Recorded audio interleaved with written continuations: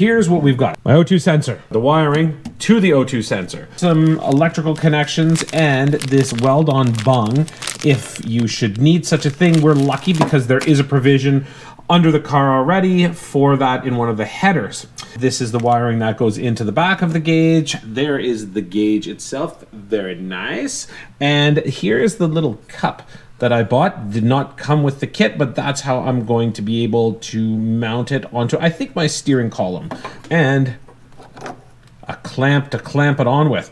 So I guess the first thing to do is get this guy in, and then I can start figuring out how I want to run things. Okay, so we're pretty lucky that we have actually 4 points that we can put these sensors into. There's the sensor for the terminator there. This guy here is interesting. Now, I know the best idea is for the more accurate reading, get it further down the headers, as far along the exhaust as possible. I mean, I could weld that bung into this, and that would end up really maybe being a bit more of a prime spot.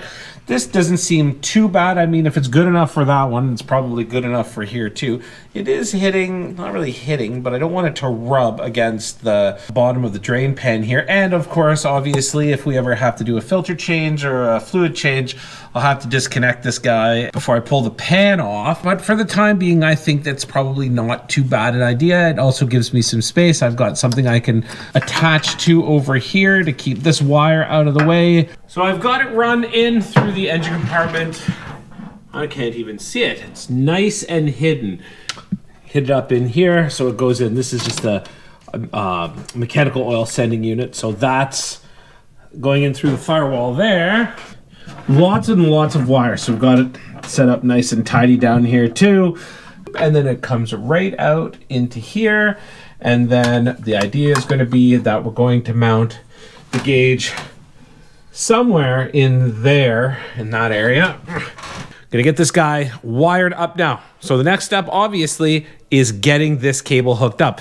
Now, I did notice that there are quite a number of wires coming off here, which felt a little bit intimidating. I'm like, I don't even know where these have to go. I hooked up the sensor that I needed. Am I missing anything? But looking at the instructions online, most of these end up going to a data logger or something like that. I do believe that I only need to do 2 wires, black and red. I'll double check for sure, but if that's the case, pretty simple. Over to a switched electrical, and then we'll be all set to go. Here's all the bits and pieces that came with this cup here. One thing that kind of caught me off guard is I thought this was a spacer and that they hadn't included a bolt to go through it. Then I realized, you probably can't see it on camera, that this is actually a threaded spacer. Goes in between here. And then these guys just tighten in on either side. Got a provision for my cables through the back there. And the thing that's nice about this, it pinches right at the edge because this gauge is super shallow. So I'm gonna just get everything kind of assembled together. I don't remember the part number of this cup. It looks like it's gonna work pretty well. I will include it in my comments below for anybody that's interested. I've got myself wired in under the dash here. It's just a positive and negative like I thought. So I've just got to run these guys into the back of the cup, put the gauge in, tighten it up, and then find a spot to mount it somewhere here. It looks like that's going to do the trick. Installed and hooked up. Now I don't have a seat in here. I'm just sitting on the floor. So from this angle, it seems like the key might be in the way a bit, but there's really nowhere else I could put it. I mean, I guess I could flip it around down there, but I might hit it with my knee. But overall, this kit was pretty good. Just use this worm clamp to hold it on. I'll trim this up so I don't end up cutting my skin if I'm wearing shorts one day. Otherwise, let's see. I'm pretty sure all the wiring is set. Turn it on. There we go. So that's working. Now it's just a matter of firing up the car and seeing how well the sensor reads. Sometimes you're working on a project and you think you've made the right decision and it just turns out that you haven't.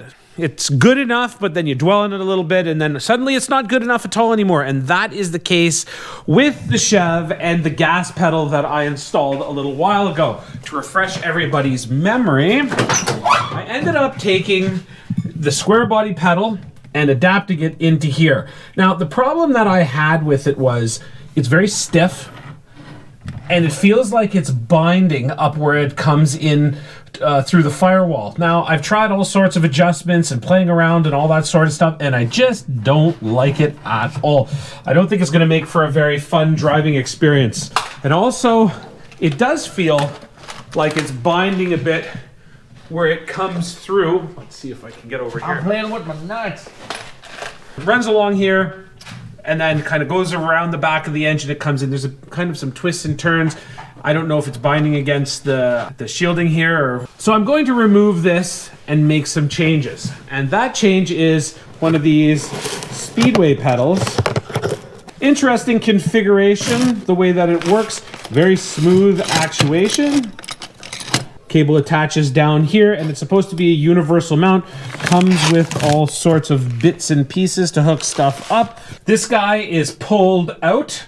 Didn't take much. And I've just got this set here now. The floor is a little bit uneven in this spot, so I'm gonna have to maybe make a little bracket or something like that, a spacer for the back. But in terms from a fitment perspective, though, we're pretty good. I'm gonna miss the brake pedal. It is pretty close, but you know what? I've been in other cars where they're even closer than that, and there's not a problem. So one of the things I'm gonna make sure of is that the cable comes in lower on the firewall, so it matches up on the bottom here, which will mean less weird bends and angles. So it didn't take too much, but we got it all bolted down, some washers underneath so it doesn't tear through. So actuation is still nice. It hits the stopper here before it hits the firewall. I've got, looks like a pre-drilled hole here, which almost lines up. I just have to drill it out. Once I do that, I can run my cable, which I've got right here. And I was a little worried it might not be the right amount of length, but I think it's going to be fine. And then I can get it hooked back up to the throttle body. So I've got the throttle cable hooked up. It is a little bit shorter than I would have liked it to be. I routed it a little bit differently than I had envisioned, but it does attach up to our bracket. This was a piece that I stole from the other throttle cable, and everything seems pretty much set. Now, I was searching for a longer one. I'm going to try to track that down, but in the meantime, at least this will give us an idea of how well this pedal is going to work when we start it up. Moves nice. Now, the only thing that I find a little bit weird, and I would probably maybe not notice it as much if I was sitting in a seat, the seat should be coming soon, is that there's resistance, resistance, resistance, resistance, resistance, and then boom. Nothing. Now I might be able to put the stop up a little bit higher. I'm not sure, but we got to get the car running first to see how well that works, and then we'll have to do any modifications after that that are necessary. This video has literally taken months to shoot, and it's not like we've really done that much. It's just little bits and pieces here and there that never really added up to a whole video. So to kind of quickly run through things, as you saw earlier in the video, I installed the AFR gauge. I also installed a new gas pedal. I connected up the torque converter to the flywheel, and a few episodes ago, I installed the exhaust, which we have yet to actually hear because it's just been the winter. It's hard to open the garage door and deal with the cold. So I'm gonna get set up, get our fan on, get the door open because it's the middle of February and it's +2 today. And we'll see what this thing runs like. Tim also discovered that we forgot to hook up a PCV valve somewhere. Yes, we did. Oh, yeah, there we are. So that's gonna make a bit of a difference too. Tim is on watch. Fan is on. Door is open. Let's see what goes on.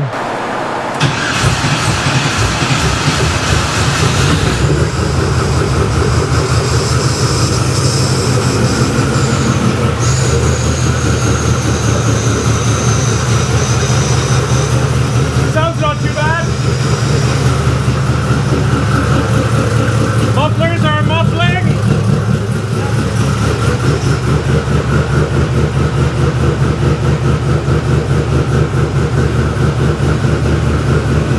AFR is reading 12.5.